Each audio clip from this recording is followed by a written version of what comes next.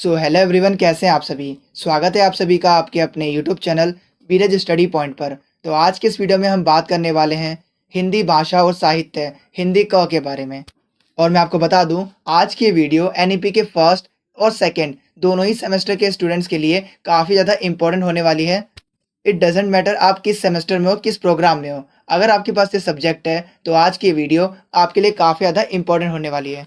क्योंकि आज की इस वीडियो में मैं आपको जो क्वेश्चंस बताने वाला हूँ वही सेम क्वेश्चंस आपको आपके एग्जाम में 100% देखने को मिलने वाले हैं। एंड एज यू नो, हम अपनी वीडियो में आपको सिर्फ और सिर्फ इंपॉर्टेंट कंटेंट ही पढ़ाते हैं जो कि आपके एग्जाम के पॉइंट ऑफ व्यू से काफ़ी ज़्यादा इंपॉर्टेंट होते हैं। बेसिकली जिन टॉपिक से आपके एग्जाम में क्वेश्चंस पूछे ही जाते हैं। तो इसके बाद चलिए अब हम बात करते हैं इसके सिलेबस के बारे में। तो जैसा कि आप स्क्रीन पर देख पा रहे हो, सिलेबस के अंदर टोटल आपके 4 यूनिट दे रखे हैं और हर एक यूनिट के अंदर कुछ चैप्टर्स आपको दे रखे हैं। जैसे फर्स्ट यूनिट के अंदर आपको 3 चैप्टर दे रखे हैं, ऐसे ही सेकेंड यूनिट के अंदर आपको टोटल 5 चैप्टर्स दिए गए हैं और थर्ड यूनिट के अंदर 3 चैप्टर्स और फोर्थ यूनिट के अंदर 3 चैप्टर्स दिए गए हैं। तो हम अपनी वीडियो में आपको इन सभी यूनिट से जो मोस्ट इंपॉर्टेंट क्वेश्चंस बनते हैं आपके एग्जाम में, उन सभी क्वेश्चंस को डिस्कस करेंगे। तो वीडियो को एंड तक जरूर देखना। तो सिलेबस को जानने के बाद चलिए अब हम बात करते हैं इसके एग्जाम पैटर्न के बारे में। तो, तो मैं आपको बता दूं, ये जो पेपर है ये टोटल आपका 90 नंबर का रहने वाला है, जिसे करने के लिए आपको टोटल 3 घंटे दिए जाएंगे। और इसके साथ ही मैं आपको बता दूं कि इस क्वेश्चन पेपर में जितने भी क्वेश्चंस आपको दिए गए हैं सभी को करना कंपलसरी है, अनिवार्य है। लेकिन इसमें अच्छी बात यह है कि आपको हर एक क्वेश्चन के अंदर एक अथवा पार्ट देखने को मिलेगा, यानी कि आपको हर एक क्वेश्चन के अंदर चॉइस देखने को मिलेगी और उनमें से आपको कोई एक करना होगा। और इसके साथ ही मैं आपको बता दूं कि ऐसी ही और अपडेट्स के लिए और ऐसी ही और वीडियोस के लिए आप हमारे यूट्यूब चैनल के साथ साथ हमारे टेलीग्राम ग्रुप और व्हाट्सएप ग्रुप को भी ज्वाइन कर लीजिएगा, जहां पर हम आपको एसओएल से रिलेटेड सारी की सारी ऑथेंटिक इन्फॉर्मेशन टाइम पर पहुंचाते रहते हैं। तो आप हमारे व्हाट्सएप ग्रुप को जरूर ज्वाइन कर लीजिए, जिससे कि आपको सारे इन्फॉर्मेशन टाइम पर मिल सके। तो सिलेबस और एग्जाम पैटर्न को समझने के बाद चलिए अब हम बात करते हैं इसके मोस्ट इंपॉर्टेंट क्वेश्चंस के बारे में।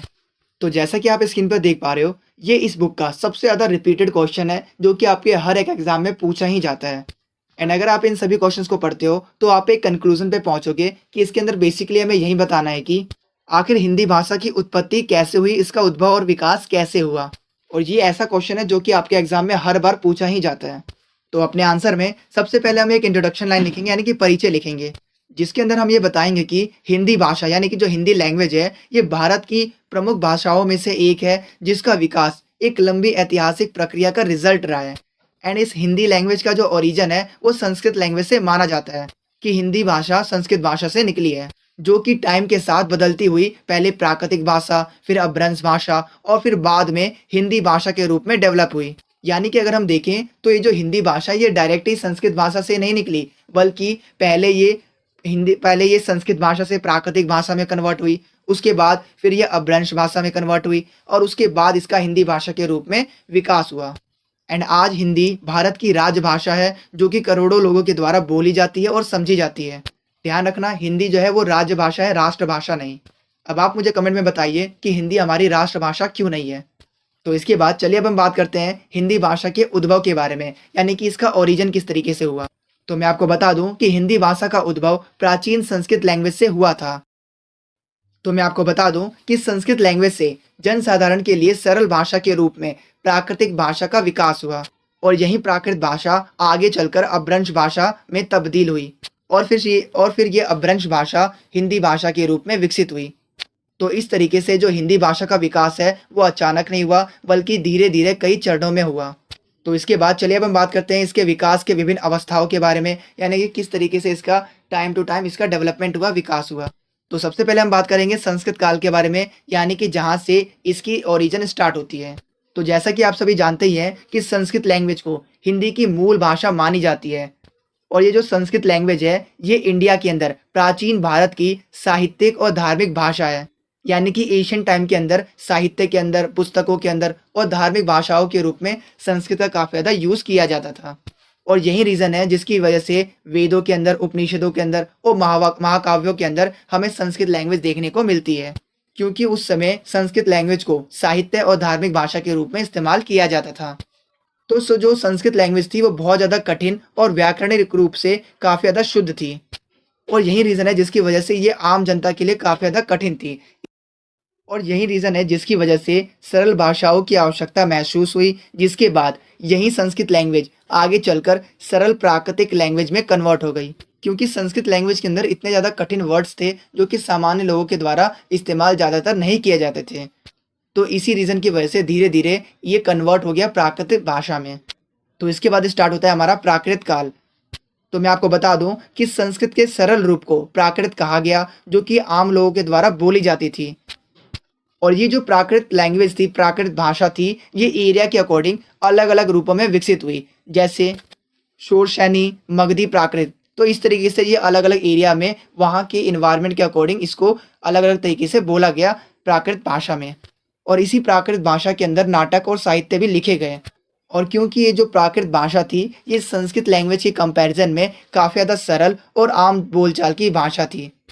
तो इसके बाद स्टार्टिंग होती है अपभ्रंश काल की, यानी कि अब ये प्राकृत भाषा अपभ्रंश भाषा में तब्दील होगी। तो मैं आपको बता दूं कि प्राकृत भाषा से विकसित होकर अपभ्रंश भाषाएं बनी, जो कि और भी ज़्यादा ईजी बनी, सरल बनी और जन भाषा के करीब बनी। और इसी अपभ्रंश भाषा को हिंदी का पूर्वज भाषा माना जाता है, क्योंकि इसी के बाद हिंदी भाषा की उत्पत्ति होगी, यानी कि इसी अपभ्रंश भाषा से अब जाकर हिंदी भाषा विकसित होगी। और इसके साथ ही मैं आपको बता दूं कि इस अपभ्रंश भाषा का जो स्वरूप था, जो नेचर था, वो हिंदी जैसा ही लगने लगा था। तो इसी के बाद स्टार्ट होता है हमारा आदिकाल, यानी कि हम कह सकते हैं इसको प्रारंभिक हिंदी काल भी कह सकते हैं। तो ये अपभ्रंश भाषा आगे चलकर प्रारंभिक हिंदी भाषा के रूप में विकसित हुई, जिसे आदिकाल कहा गया। और इस टाइम पर वीर गाथाएं साहित्य लिखे गए, जिसके अंदर राजाओं और योद्धाओं के बारे में, उनकी वीरता के बारे में डिस्क्राइब किया गया। लेकिन ये जो हिंदी लैंग्वेज थी वो अभी भी पूरी तरीके से विकसित नहीं हुई थी। इसके अंदर राजस्थानी और ब्रज भाषा का प्रभाव हमें देखने को मिलता है। फिर इसके बाद स्टार्ट होता है भक्ति काल, यानी कि मध्य हिंदी काल भी हम इसको कह सकते हैं। तो मैं आपको बता दूं कि इस टाइम के अंदर हिंदी का तेजी से विकास हुआ और भक्ति आंदोलनों की वजह से जो भाषा थी वो आम लोगों तक पहुंची। क्योंकि इस भक्ति आंदोलन के दौरान संतों ने, कवियों ने सरल हिंदी का इस्तेमाल किया अपनी रचनाओं में। और मैं आपको बता दूं कि कबीर, तुलसीदास, सूरदास जैसे कवियों ने हिंदी को काफ़ी ज़्यादा पॉपुलर बनाया। और इस टाइम जो लैंग्वेज थी वो बिल्कुल सरल, भावपूर्ण और जन सामान्य की भाषा बन चुकी थी। और इसके बाद आता है हमारा रीतिकाल। तो मैं आपको बता दूं कि इस रीतिकाल के अंदर हिंदी साहित्य के अंदर श्रृंगार और अलंकारों का इस्तेमाल ज़्यादा किया जाने लगा। और इस टाइम पर जो ये भाषा थी, इसका इस्तेमाल दरबारों के अंदर भी होने लगा था। और इस टाइम पर जो लैंग्वेज थी वो बहुत ज़्यादा कलात्मक और सजावटी हो चुकी थी, और ये हिंदी साहित्य का एक अलग ही रूप था। तो रीतिकाल के बाद आता है आधुनिक काल, जिसको हम आधुनिक हिंदी काल भी कहते हैं। तो मैं आपको बता दूं कि इस आधुनिक काल के अंदर हिंदी का जो स्वरूप था वो और भी ज़्यादा विकसित हो चुका था। तो इस टाइम पर खड़ी बोली हिंदी का पूरी तरीके से विकास हो चुका था, जो कि आज की मानक भाषा है। और इसी टाइम पर शिक्षा, साहित्य और पत्रकारिता के अंदर हिंदी का यूज़ बढ़ने लगा। और इसी टाइम पर हिंदी को काफ़ी ज़्यादा एक राष्ट्रभाषा के रूप में महत्व दिया जाने लगा।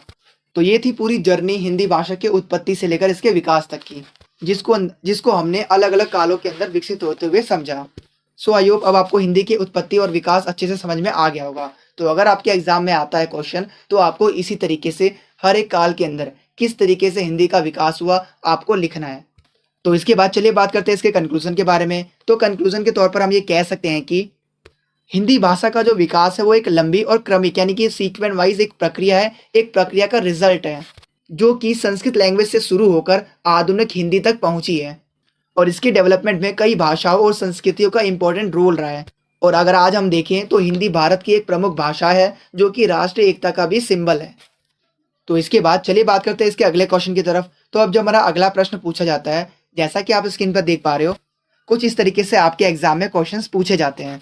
एंड अगर आप इन सभी क्वेश्चंस को पढ़ते हो तो आप एक कंक्लूजन पे पहुंचोगे कि इसके अंदर बेसिकली हमें यही बताना है कि किस तरीके से हिंदी जो है वो भारत की एक संपर्क भाषा के रूप में इसे हमें समझाना है।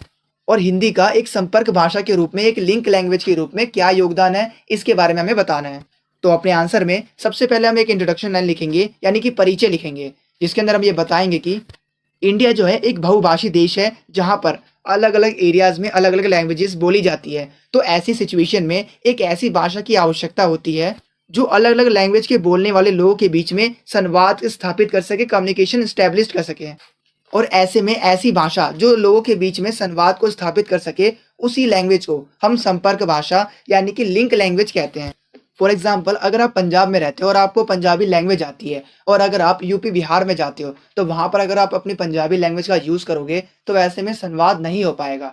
तो ऐसे में आप एक ऐसी भाषा का चयन करोगे जो कि एक कॉमन लैंग्वेज हो, जो कि वो भी समझ सके। तो ऐसे में आप हिंदी का इस्तेमाल कर सकते हो। तो ऐसे में जो हिंदी लैंग्वेज है वो दोनों के बीच में, आपके बीच में और वो सामने वाले बंदे के बीच में एक ऐसा लिंक लैंग्वेज के रूप में काम करेगी जो कि दोनों के बीच में संवाद को स्थापित करेगी। तो इस तरीके से जो हिंदी है वो एक संपर्क भाषा के रूप में विकसित हुई है। तो इस तरीके से हम ये कह सकते हैं कि ये जो भाषा है, हिंदी भाषा, ये लोगों को जोड़ने और संचार को यानी कि कम्युनिकेशन को और भी ज़्यादा ईज़ी बनाने का एक माध्यम है। तो इसके बाद चलिए अब हम बात करते हैं संपर्क भाषा की अवधारणा के बारे में, यानी कि इसके कंसेप्ट के बारे में। तो जैसा कि मैंने आपको बताया था, संपर्क भाषा बेसिकली वो लैंग्वेज होती है जिसका यूज़ अलग-अलग लैंग्वेज बोलने वाले लोगों के बीच में बातचीत के लिए किया जाता है। और ये जो लैंग्वेज होती है संपर्क भाषा, ये किसी एक क्षेत्र या फिर समुदाय तक लिमिटेड नहीं होती है, बल्कि ये व्यापक स्तर पर समझी जाती है और बोली जाती है। जैसे अगर आप हिंदी को देखो तो हिंदी जो है लगभग भारत के हर एक क्षेत्र में बोली और समझी जाती है।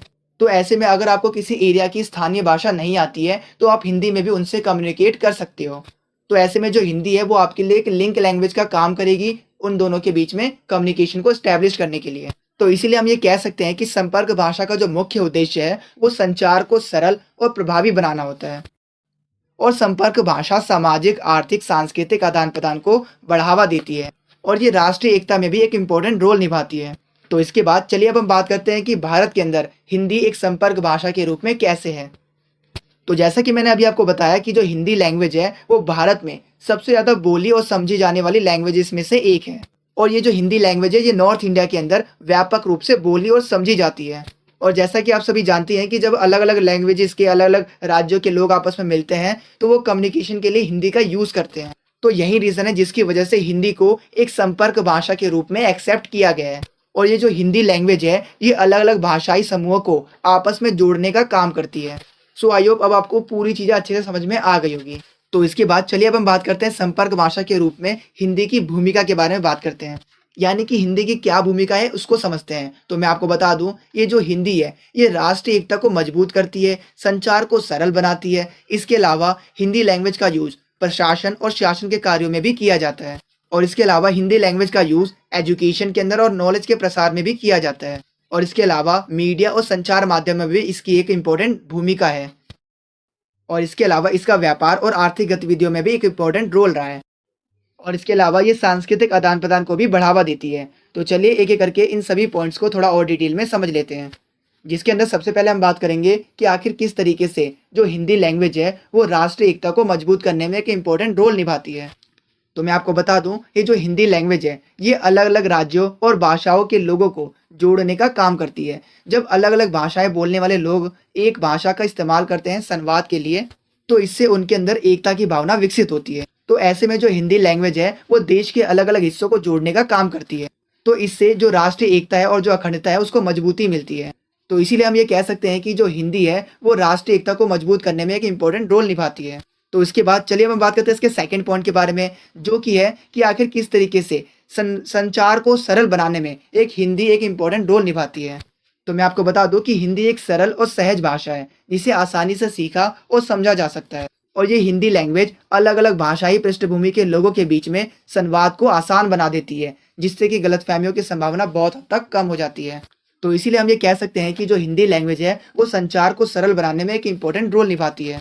तो इसके बाद चलिए अब हम बात करते हैं इसके थर्ड पॉइंट के बारे में, जो कि है प्रशासन और शासन में उपयोग। यानी कि आखिर किस तरीके से जो हिंदी लैंग्वेज है वो शासन और प्रशासन में काफ़ी ज़्यादा उपयोगी है।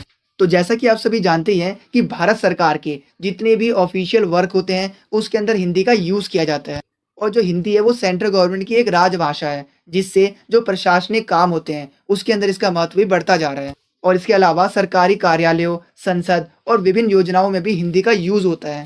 तो इस तरीके से हम ये कह सकते हैं कि हिंदी लैंग्वेज का यूज़ प्रशासन और शासन के कार्यों में किया जाता है, जो कि इसकी लोकप्रियता को और भी ज़्यादा इंक्रीज कर देता है, बढ़ा देता है।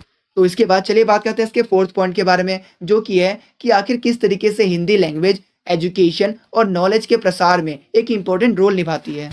तो मैं आपको बता दूं कि हिंदी लैंग्वेज के माध्यम से शिक्षा और ज्ञान को अधिक लोगों तक ईजिली पहुंचाया जा सकता है। और इसके अलावा जैसा कि आप सभी जानते ही हैं कि कई स्कूलों के अंदर और कई यूनिवर्सिटीज़ के अंदर हिंदी माध्यम से पढ़ाई की जाती है और इससे ग्रामीण और सामान्य वर्ग के लोगों को भी शिक्षा प्राप्त करने की सुविधा मिलती है। तो इस तरीके से हम ये कह सकते हैं कि जो हिंदी लैंग्वेज है वो एजुकेशन और नॉलेज के प्रसार में एक इम्पोर्टेंट रोल निभाती है। तो इसके बाद चलिए बात करते हैं इसके फिफ्थ पॉइंट के बारे में, जो कि है कि आखिर किस तरीके से जो मीडिया और संचार माध्यमों में हिंदी की क्या भूमिका है, इसके बारे में बात करते हैं। तो मैं आपको बता दूं कि हिंदी लैंग्वेज का यूज़ टीवी, रेडियो, समाचार पत्र और सोशल मीडिया में काफ़ी ज़्यादा होता है। हिंदी फिल्मों और धारावाहियों यानी कि जो सीरियल्स होते हैं उसने पूरे देश के अंदर हिंदी की लोकप्रियता को काफ़ी ज़्यादा बढ़ा दिया है और इससे हिंदी लैंग्वेज का जो प्रसार है वो बहुत ही तेज़ी से हुआ है। तो मीडिया के माध्यम से जो हिंदी लैंग्वेज है वो लोगों के दैनिक जीवन का एक हिस्सा सी बन चुकी है। तो इसके बाद चलिए बात करते हैं इसके सिक्स्थ पॉइंट के बारे में, जो कि है व्यापार और आर्थिक गतिविधियों में योगदान। तो मैं आपको बता दूं कि हिंदी लैंग्वेज व्यापार और व्यवसाय में भी एक इम्पोर्टेंट रोल निभाती है। तो अलग अलग राज्यों के जो व्यापारी है वो हिंदी के माध्यम से आपस में कम्युनिकेट कर पाते हैं, संवाद करते हैं और इससे जो व्यापारिक गतिविधियां होती है वो बहुत ज़्यादा ईजी बन जाती है, क्योंकि हम समझ पाते हैं कि आखिर क्या हमें बात करनी है। तो इस तरीके से व्यापार और आर्थिक गतिविधियों के अंदर हिंदी का एक इम्पोर्टेंट रोल है। तो ये तो हमने बात की कि आखिर हिंदी किस तरीके से एक इम्पोर्टेंट रोल निभा रही है भारत की संपर्क भाषा के रूप में। लेकिन मैं आपको बता दूं कि हिंदी लैंग्वेज के सामने बहुत सी ऐसी चुनौतियां भी है जो कि इसको एक संपर्क भाषा बनाने से रोकती भी है। तो चलिए उन्हीं चुनौतियों के बारे में अब हम बात करते हैं। तो मैं आपको बता दूं कि हालांकि हिंदी लैंग्वेज एक संपर्क भाषा के रूप में इम्पोर्टेंट है, लेकिन इसके सामने बहुत से ऐसे चैलेंजेस हैं जो कि इसको फेस करने पड़ रहे हैं। जैसे इंडिया के अंदर कई ऐसे एरिया हैं जहाँ पर लोग अपनी क्षेत्रीय भाषाओं को ज़्यादा इंपॉर्टेंस देते हैं। जैसे अगर आप साउथ इंडिया में जाओगे तो वहाँ पर हिंदी को उतनी इंपॉर्टेंस नहीं दी जाती है और इसके अलावा अंग्रेजी का बढ़ता प्रभाव भी हिंदी के उपयोग को प्रभावित करता है। और इसके अलावा कुछ लोग तो ऐसे होते हैं जो हिंदी को अपनाने में ही हिचकिचाते हैं। तो इसके अलावा भी बहुत सारी ऐसी चुनौतियाँ हैं जो कि हिंदी लैंग्वेज के सामने है। तो ये सब था। तो चलिए इसके बाद अब हम बात करते हैं इसके कंक्लूजन के बारे में, यानी कि इसके निष्कर्ष के बारे में। तो निष्कर्ष के रूप में हम ये कह सकते हैं कि जो हिंदी है वो भारत के अंदर एक महत्वपूर्ण संपर्क भाषा के रूप में कार्य करती है, जो कि अलग अलग लैंग्वेज के बोलने वाले लोगों के बीच में एक संवाद का काम करती है, लोगों को आपस में जोड़ती है। और ये जो हिंदी लैंग्वेज है ये संचार, शिक्षा, प्रशासन और संस्कृति के क्षेत्र में एक इम्पोर्टेंट रोल निभाती है। हालांकि इसके सामने बहुत सी चुनौतियां मौजूद है, लेकिन फिर भी हिंदी जो है वो राष्ट्रीय एकता और विकास में एक इम्पोर्टेंट रोल निभाती है। तो इसके बाद चलिए बढ़ते हैं अपने अगले क्वेश्चन की तरफ। तो वीडियो में आगे बढ़ने से पहले मैं आपसे एक रिक्वेस्ट करना चाहूंगा कि जैसे आपका एग्जाम खत्म होते हैं उसके बाद आप इस वीडियो पर दोबारा आया कीजिए और अपना फीडबैक जरूर शेयर कीजिएगा कि आपको हमारी इस एनिमेशन वीडियो से कितनी हेल्प मिली और हमारे बताए गए क्वेश्चंस में से कितने क्वेश्चन आपको आपका एग्जाम में एग्जैक्टली देखने को मिले। तो आप हमें कमेंट सेक्शन में बताया कीजिए कि जैसे ही आपका ये एग्जाम खत्म हो उसके बाद आपको क्या करना है। जैसे आप गेट से बाहर निकलते हो या फिर ट्रैवल करते हो मेट्रो में, रिक्शे में, बस में, ऑटो में, आप क्या कीजिए इस वीडियो को दोबारा ओपन कीजिएगा और एक छोटा सा कमेंट जरूर कीजिएगा कि आपको हमारी इस एनिमेशन वीडियो से कितनी हेल्प मिली और कितने क्वेश्चन आए एग्जैक्टली जो हमने आपको बताया, क्योंकि आपका ये छोटा सा फीडबैक हमारे लिए बहुत ही ज़्यादा वैल्यूएबल होता है और आपके यही छोटे छोटे फीडबैक हमें आगे की वीडियोस बनाने के लिए काफ़ी ज़्यादा मोटिवेट करते हैं। और इसके साथ ही अभी आपको क्या करना है, वीडियो को पॉज करना है और आप एग्जाम से कितने दिन पहले ये वीडियो देख रहे हैं वो कमेंट सेक्शन में जरूर बताना। और इसके अलावा आप कमेंट सेक्शन में ये जरूर बताया कीजिए कि आपका जो एग्जाम है वो किस डेट को है। और इसके अलावा मैं आपको बता दूं कि काफ़ी सारे स्टूडेंट्स सिर्फ अपना एग्जाम बताते हैं इस डेट को है, तो प्लीज़ आपसे रिक्वेस्ट है कि आप पूरी एग्जाम की डेट शीट कमेंट सेक्शन में बताया कीजिए with date with complete exam name, जिससे कि हम आपके लिए आगे की वीडियो अच्छे से बना सकें। अगर आपको इस वीडियो के प्रॉपर आंसर वाले नोट चाहिए तो नोट्स का लिंक मैंने डिस्क्रिप्शन में डाल रखा है, आप वहाँ से नोट्स को डाउनलोड कर सकते हैं। अगर आपको ये वीडियो अच्छी लग रही है तो आप इसे लाइक, शेयर और कमेंट जरूर करें, क्योंकि जब आप लाइक करते हो तो हमें मोटिवेशन मिलता है ऐसी और बहुत सी वीडियोस बनाने के लिए। और जब आप वीडियो को शेयर करते हो तो जैसा कि आपको पता ही होगा नॉलेज बांटने से बढ़ती है।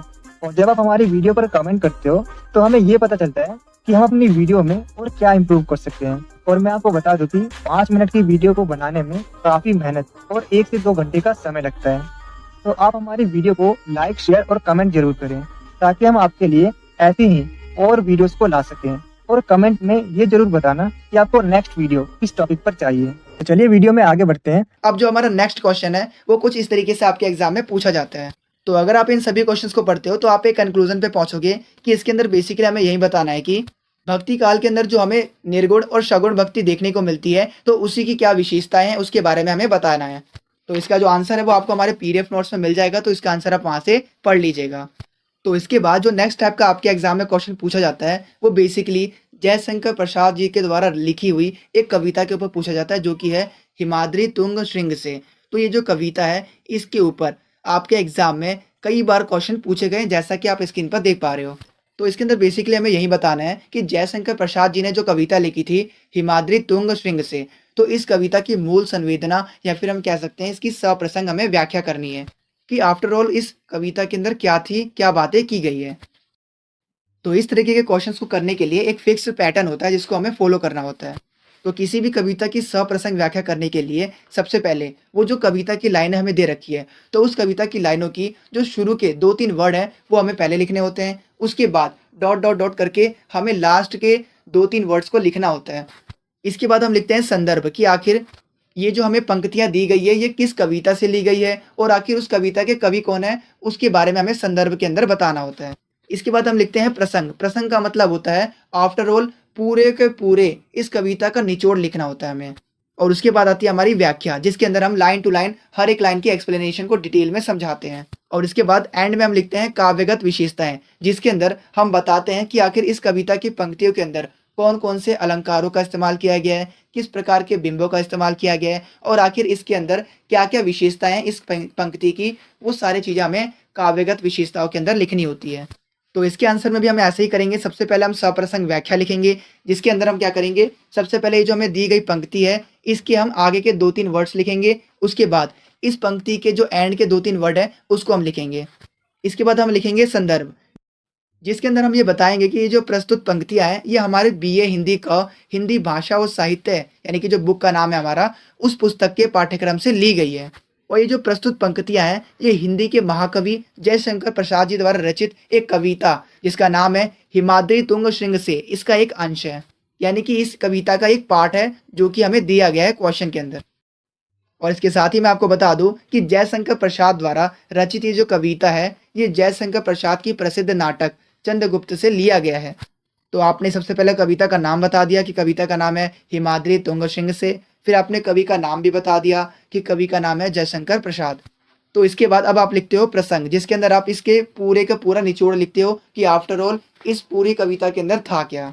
तो प्रसंग के अंदर हम ये लिखेंगे कि प्रस्तुत पंक्तियां यानी कि जो दी गई पंक्तियां हैं उसके अंदर कवि जयशंकर प्रसाद जी ने भारत की प्राकृतिक सुंदरता और ऐतिहासिक गौरव का वर्णन किया है। और इसके अलावा जयशंकर प्रसाद ने अपनी इन पंक्तियों के माध्यम से भारत के लोगों की देशभक्ति की भावना को भी दिखाया है। और इसके अलावा जयशंकर प्रसाद जी ने अपनी इस कविता के माध्यम से, इस गीत के माध्यम से लोगों को अपने देश को गुलामी की जंजीरों से आज़ाद करने के लिए भी मोटिवेट किया है, प्रेरित किया है। तो इसके बाद अब हम लिखते हैं व्याख्या, यानी कि कविता का प्रतिपाद्य, यानी कि कविता के अंदर जो हमें लाइनें दी गई है उसकी लाइन टू लाइन एक्सप्लेनेशन हम लिखते हैं। तो जैसे कि आप यहाँ पर पंक्ति देख सकते हो, तो इस पंक्ति की अब हम लाइन टू लाइन व्याख्या करेंगे, जिसके अंदर सबसे पहले हम बताएंगे कि इसकी पहली पंक्ति के अंदर जयशंकर प्रसाद जी ने इस कविता की पहली पंक्ति के अंदर भारत माता की उज्जवल छवि का वर्णन किया है। तो मैं आपको बता दूं कि जयशंकर प्रसाद जी ने हिमाद्री तुंग श्रृंग से प्रबल शुद्ध भारती, ये जो पंक्ति है, इस पंक्ति के अंदर उन्होंने भारत माता को पहाड़ों से भी ऊंचा दिखाकर उन्हें शुद्ध कहकर भारत माता की उज्जवल छवि का वर्णन किया है, यानी कि उसको एक्सप्लेन किया है। और इसके अलावा कवि जयशंकर प्रसाद जी ने स्वयं प्रभा समुज्ज्वला, इस पंक्ति के अंदर उन्होंने भारत भूमि को प्रकाशमान बताया है। तो इसके बाद बात करते हैं इसकी दूसरे पंक्ति के बारे में। तो जयशंकर प्रसाद जी ने इस कविता की दूसरी पंक्ति में भारत माता की स्वतंत्रता की पुकार का वर्णन किया है कि भारत माता अपनी स्वतंत्रता के लिए पुकार कर रही है। तो मैं आपको बता दूं कि जयशंकर प्रसाद जी ने स्वतंत्रता पुकारती इस पंक्ति में बताया है कि भारत माता स्वतंत्रता के लिए पुकार रही है। और जयशंकर प्रसाद जी ने जिस समय इस गीत को लिखा था तो ये उस समय भारत जो है, उस समय भारत अंग्रेजों का गुलाम था। तो जयशंकर प्रसाद जी भारत माता की गुलामी स्थिति का वर्णन करते हुए ये कहते हैं कि भारत गुलामी की बेड़ियों से जकड़ा हुआ है और उसे स्वतंत्रता के लिए संघर्ष करना होगा। तो यहाँ पर जो जयशंकर प्रसाद जी है उन्होंने अपनी इस पंक्ति के माध्यम से बताया है कि भारतीयों को अपने माता भारत माता की स्वतंत्रता के लिए संघर्ष करना होगा। इसके बाद जो जयशंकर प्रसाद जी हैं वो अपनी इस कविता की तीसरी पंक्ति में भारत माता की स्वतंत्रता प्राप्ति के लिए देशवासियों को जो वीर पुत्र हैं उनको आवाहन करने का वर्णन करते हैं। तो मैं आपको बता दूं कि जयशंकर प्रसाद जी भारत के वीर पुत्रों को आवाहन करते हैं कि वो देश की स्वतंत्रता के लिए संघर्ष करें। जो कवि जयशंकर प्रसाद जी हैं उन्होंने देश के वीरों को आवाहन करते हुए ये कहा है कि तुम वीरों के पुत्र हो, इसलिए तुम्हारे अंदर वीरता और साहस की बिल्कुल कमी नहीं है, तो तुम्हें अपने देश की स्वतंत्रता के लिए संघर्ष करना ही होगा। इसके अलावा जयशंकर प्रसाद जी भारतीयों से कहते हैं कि तुम इस भारत माता के शूरवीर हो, साहसी सुपुत्र हो। तो इन पंक्तियों के माध्यम से जयशंकर प्रसाद जी ने भारतीयों को अपने भारत माता की स्वतंत्रता के लिए संघर्ष करने के लिए मोटिवेट किया है, प्रेरित किया है और बताया है कि भारत माता की रक्षा करना उनका नैतिक दायित्व है। तो इसके बाद जयशंकर प्रसाद जी ने अपनी इस कविता की अंतिम पंक्ति के अंदर देशवासियों को स्वतंत्रता के लिए संघर्ष करने के पवित्र मार्ग पर चलने के लिए मोटिवेट किया है। तो मैं आपको बता दूं कि जयशंकर प्रसाद जी ने अपनी कविता की अंतिम पंक्ति के अंदर देशवासियों को आह्वान करते हुए ये कहा है कि देश की स्वतंत्रता का ये जो मार्ग है ये बहुत ज़्यादा कठिन है, लेकिन देश की स्वतंत्रता के लिए संघर्ष करना एक पवित्र कार्य होता है। तो इसीलिए भारतवासियों को इस मार्ग पर आगे बढ़ते रहना चाहिए। और जयशंकर प्रसाद जी ने अपने इन पंक्तियों के माध्यम से देश के लोगों के अंदर देशभक्ति की भावना को जगाने और इसके अलावा उनके अंदर जो देशभक्ति की भावना है उसका बहुत ही सुंदर तरीके से इन्होंने वर्णन किया है। तो इस तरीके से आप व्याख्या के अंदर इस कविता का पूरा प्रतिपाद्य लिखोगे, यानी कि इसका एक्सप्लेनेशन लिखोगे। सो आई होप अब आपको ये पूरी पंक्ति, ये पूरा कविता अच्छे से समझ में आ गई होगी। तो इसके बाद अब हम लिखते हैं इसकी काव्यगत विशेषताओं के बारे में, जिसके अंदर हम ये बताएंगे कि ये जो कविता है ये समस्त भारतीयों को अपने कर्तव्य का पालन करने के लिए मोटिवेट करती है। और जयशंकर प्रसाद जी ने अपनी इस कविता के माध्यम से लोगों को अपने देश की गुलामी की जंजीरों से आज़ाद करने के लिए मोटिवेट किया है। और इस कविता के अंदर भारत भूमि के सांस्कृतिक और प्राकृतिक सौंदर्य का भी बहुत ही बढ़िया तरीके से वर्णन किया गया है।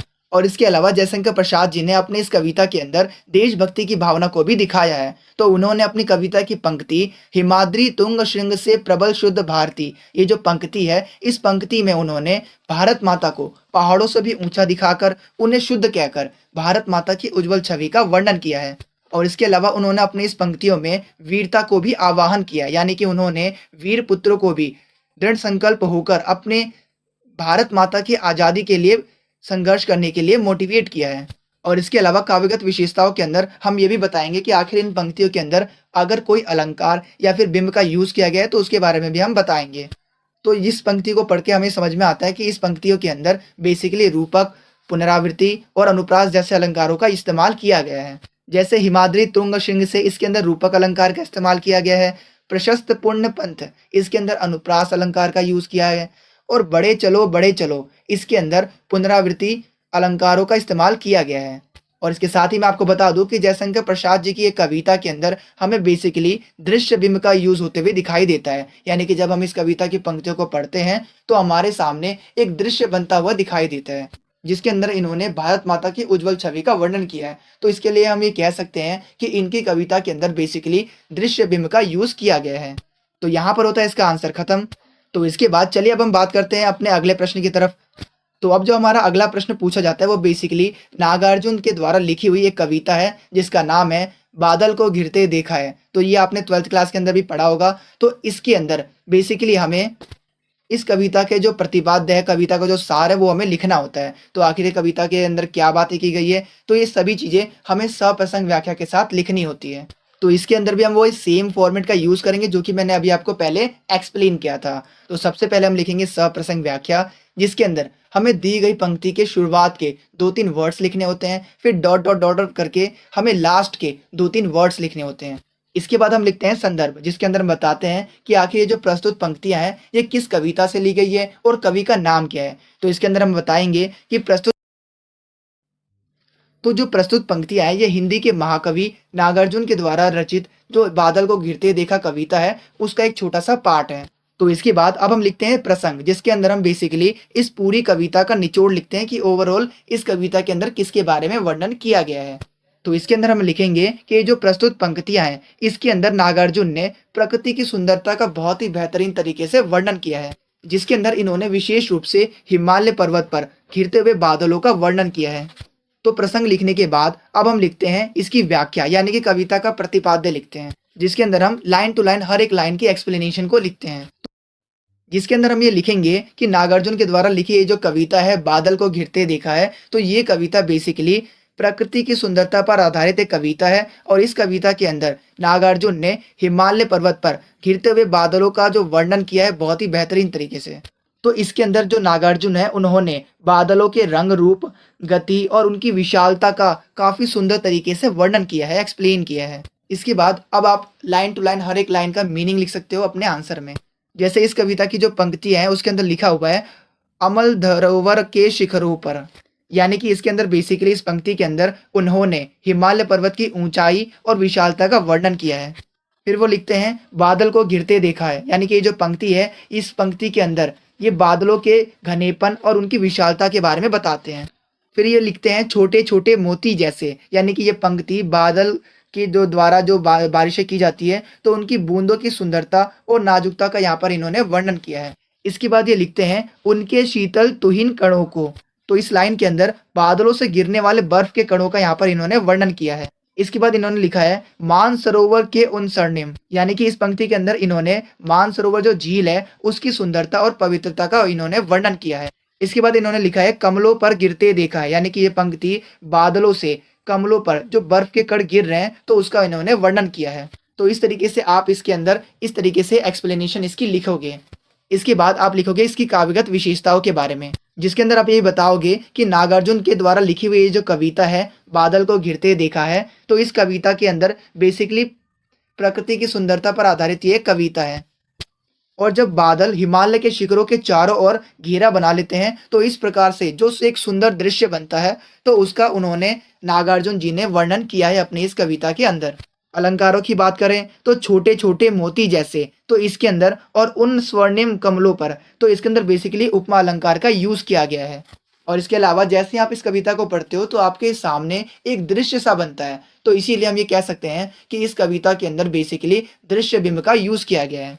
तो इस तरीके से इसका आंसर भी यहाँ पर होता है। एंड तो नोट्स को डाउनलोड करने के लिए आपको हमारी किसी भी वीडियो को ओपन करना है, देन आपको जाना है डिस्क्रिप्शन बॉक्स में। जैसे आप डिस्क्रिप्शन बॉक्स में जाओगे तो यहाँ पर हमने आपको प्रोवाइड किया है हमारे वेबसाइट का लिंक। जैसे आप इस लिंक पर क्लिक करते हो देन आपके सामने हमारी वेबसाइट ओपन हो जाएगी जो कि कुछ इस तरीके की दिखती है। इसके बाद आपको क्या करना है, नीचे स्क्रॉल डाउन करना है और यहाँ पर आपको क्लास 12 से लेकर ग्रेजुएशन तक और यहाँ तक कि डीएलएड के भी नोट्स मिलते हैं। तो आपको DUSL के नोट्स अगर डाउनलोड करने हैं तो सिंपली आपको यहाँ पर DUSL के जो नोट्स है इसके लिंक पर क्लिक करना है। जैसे आप लिंक पर क्लिक करते हो उसके बाद आपको यहाँ पर सेलेक्ट करना है आपका सेमेस्टर कौन सा है। लेट्स सपोज हम 4th सेमेस्टर के स्टूडेंट हैं तो हम 4th सेमेस्टर पर क्लिक करेंगे, हमको 4th सेमेस्टर के नोट्स चाहिए। तो जैसे आप 4th सेमेस्टर पर क्लिक करते हो इसके बाद यहाँ पर आप देख सकते हो जितने भी सब्जेक्ट अवेलेबल है यहाँ पर आप उनके नोट्स डाउनलोड कर सकते हो। अगर आपको हिंदी मीडियम के नोट्स चाहिए तो आप हिंदी मीडियम नोट्स पर क्लिक करोगे, अगर आपको इंग्लिश मीडियम के चाहिए देन आप इंग्लिश मीडियम नोट्स पर क्लिक करोगे। लेट्स सपोज हम डाउनलोड करने वाले हैं पब्लिक इंस्टीट्यूशन इन इंडिया इसके नोट्स को और ये हमें चाहिए हिंदी मीडियम में, तो हम यहाँ पर हिंदी मीडियम पर क्लिक करेंगे।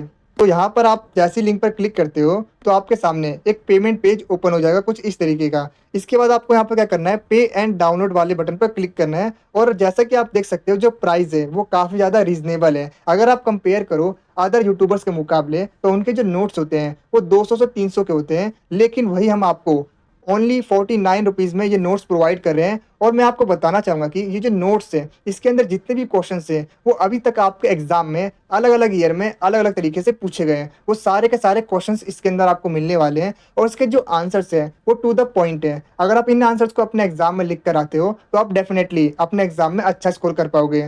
और उसके साथ ही मैं आपको बताना चाहूँगा कि काफ़ी सारे स्टूडेंट्स हमें ये कमेंट करते हैं कि आप नोट्स को फ्री कर दीजिए। तो मैं आपको बताना चाहूँगा कि हम खुद भी चाहते हैं कि हम आपको नोट्स फ्री में प्रोवाइड करें, लेकिन अभी हमारा जो चैनल है वो उतना बड़ा नहीं है अदर्स यूट्यूबर्स के मुकाबले। अगर आप उनके कंपैरिजन करोगे तो उनके जो सब्सक्राइबर्स होते हैं वो 1-2 लाख सब्सक्राइबर्स होते हैं और उनके जो व्यूज़ आते हैं वो 50,000 लाख व्यूज़ आते हैं। और मैं आपसे वादा करता हूँ अगर हमारे सब्सक्राइबर्स होते हैं वो 1 से 2 लाख भी पहुँचते हैं और हमारे वीडियो पर 50,000 30,000 भी व्यू आते हैं तो हम आपके लिए नोट्स को फ्री कर देंगे।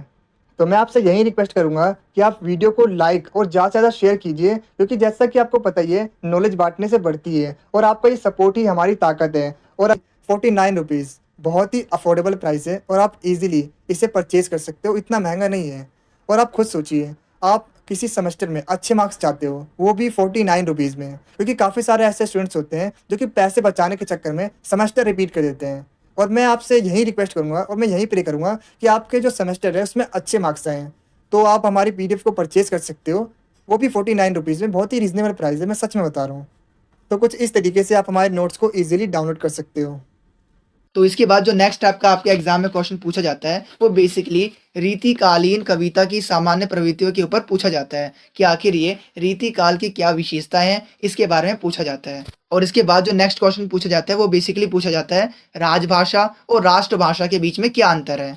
तो इन दोनों का ही आंसर जो है आपको हमारे पीडीएफ में मिल जाएगा। टाइम बहुत कम है तो आप पीडीएफ से इसके आंसर देख लीजिएगा। तो इसके बाद जो बाकी के क्वेश्चंस हैं उसके आंसर आपको पीडीएफ नोट्स में मिल जाएंगे और आप पीडीएफ से बाकी के क्वेश्चंस को भी कवर कर सकते हो। तो देखिए जैसे आप पीडीएफ को डाउनलोड करते हो सबसे ऊपर आपको शो होगा सब्जेक्ट का नेम, उसके बाद आपको दिया गया है सिलेबस, उसके बाद आपको दिया गया एग्जाम पैटर्न, सो दैट आपको ये आइडिया हो सके कि आखिर कितने नंबर का ये पेपर आने वाला है और आपको कितना टाइम दिया जाएगा। इसके अलावा आप हमारे साथ हमारे व्हाट्सएप ग्रुप, टेलीग्राम ग्रुप और हमारे यूट्यूब चैनल से भी ज्वाइन हो सकते हो, यहाँ पर लिंक दिया गया है। इसके बाद आपको सारे के सारे मोस्ट इंपॉर्टेंट क्वेश्चंस मिलने वाले हैं जो कि आपके एग्जाम में 100% पूछे ही जाएंगे। तो यहाँ पर होते हैं इसके पीडीएफ खत्म। तो आपको ये वीडियो कैसी लगी कमेंट में जरूर बताना। Thanks for watching this video.